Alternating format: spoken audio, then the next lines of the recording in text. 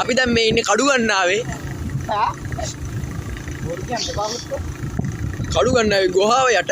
නෑ මේ වැගල ඇත්තටම. මේ උණ පඳුරක්. අර බයික් කාරය මැරෙන්න වගේ යන්නේ. තමයි දියලුම දිය ඇල්ල. වතුර නෑ හැබැයි.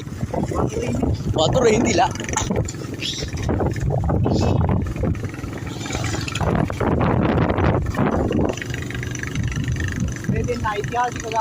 මේ පීත් මල් වැටලා තියෙනවා හැමතැනම.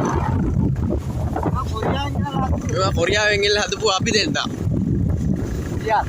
ගියාට අපිට කොරියාව යන්න බැරි හින්දා අපි මෙව්වා කොරියාවෙන් ගෙනල්ලා ඇතුවා. අය හෙල්මට් එක එල්ලෙනවා. වැටේ යෝක බලාගෙන. පේනවනේ ඒ ලස්සන මල් ගහ. කොරියාවෙන් ගොව ගෙනාවේ පීත් ගස්. ගෙඩි නෑ හැබැයි. පීත් කියන්නේ ලස්සන නංගි කෙනෙක් යනවා බයික් එකේ පිටිපස්සා. ගව් මාළු සමග පරාටා. ඔව්. මේ තියෙන සුද්දා කපපු ගල. සුද්දා කපපු ගල.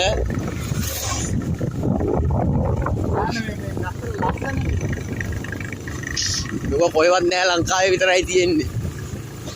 අම්මට අවුඩු ලියනවා පොලිසියෙන්.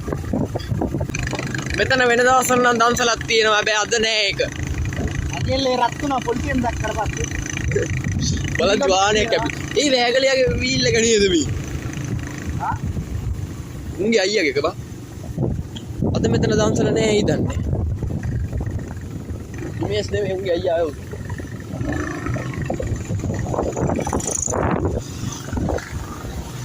මේ තමයි ලංකාවේ ලොකුම හොල්මන් තියෙන්නේ වැගල. ලංකාවේ භයානකම හොල්මන් තියෙන්නේ මෙන්න මේ මෙතන තමයි එදා තිබ්බේ. මේ මෙතන කට්ටිය හොල්මන් කරනවා. මෙතන කට්ටිය හොල්මන් කරනවා. මෙතන තියෙන අමු සොහන. අමු නෑ මෙතනට වැඩියෙන් වෙන්නේ ඉදිච්චුවා. ඔව්. අර පේන්නේ. මේ පේනවනේ. පීතු පාඩම් නමාමි.